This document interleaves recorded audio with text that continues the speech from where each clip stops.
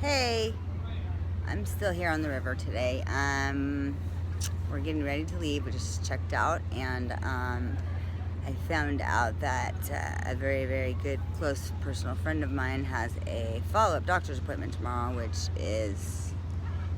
doesn't sound very positive, but we're not feeling sad yet, if that makes sense. So there's high hopes.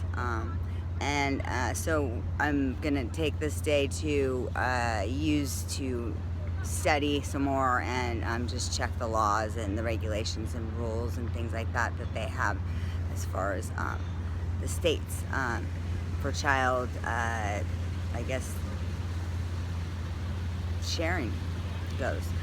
I'm also gonna post some additional documentation and like his drawings and things that were very, very disturbing. So that way people that are going through the same thing or see the same thing, or I mean, even like if you're a teacher at a preschool and you see something like that, I'm sure, like, I would think that you would have to speak up, or maybe you don't.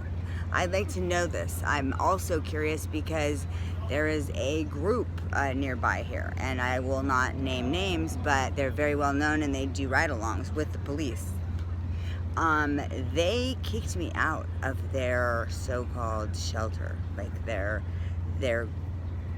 housing. They're like weave, like women escaping a women escaping a violent environment. Is that what it is? Weave? Yes. Anyway, yeah, they kicked me out, believe it or not, and that's where I was arrested. Get this, arrested for a 275.6, I believe. I probably got that wrong. But the penal code, if you look it up, is maliciously concealing a child without their consent, or without a reason. Of course, they're a child, so you're gonna do it. And of course I did, because that's my kid and he's being molested. So yeah, I'm not gonna turn him over. And the reason why I didn't turn him over, I'm gonna let you know right now, because they denied my restraining order. Nobody looked at my paperwork. Nobody asked my kid anything.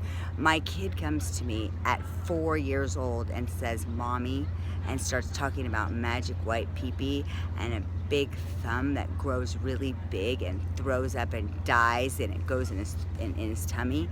A magic fish bush is where he has to get a no-no for his throat that he kind of chews on but not really. Starts sticking his tongue in my mouth, like, and he says that he's a lizard. What kind of behavior is this? Oh, and here's the topper. Pubic hair. Yes, pubic hair. He threw up a ball of pubic hair when he got back from staying a week with his dad at a camping trip. This was, let's see, this month is July, his birthday's in July, my birthday's in July. It was right before his birthday, I want to say 3 years ago.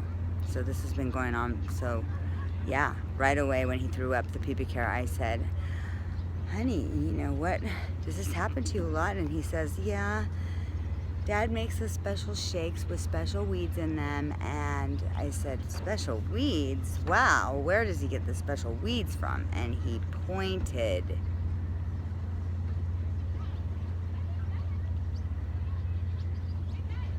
Again, he pointed, okay? He's 4. The drawings are even scarier. And anyway, so the group that I didn't want to mention earlier, they are nearby, they're here, and they actually helped the police after my son was on his hands and knees, well, on his knees, chanting with one of the sexual survivor ladies, she had commented that yes, very true, there had been sexual molestation, absolutely. His drawing, she described it to me, like all the dark stuff that was like on the ears was showing how the yelling, there was a lot of yelling going on, that sort of thing.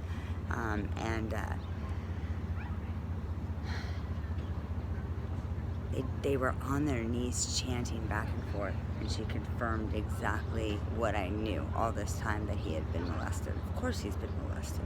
What do you think? When he was 2 years old, something else happened, and I have documentation on that as well. But we're gonna save that for later. Anyway, I just wanted to, I'm gonna go do some research now, and yeah, this is super, super, super, super bad.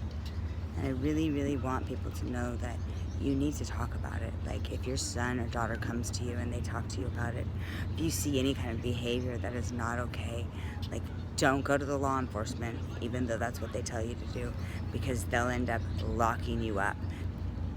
They'll dismiss the charges, you can get bailed out, all that good stuff. But then it escalates, and if you don't have money, and if your significant other belongs in a cult, which I'm pretty fucking sure he does, or the mob, or something higher up, you're fucked. So I wish I could have taken the advice that my partner had given me, and his advice was, Julie, don't do anything right now.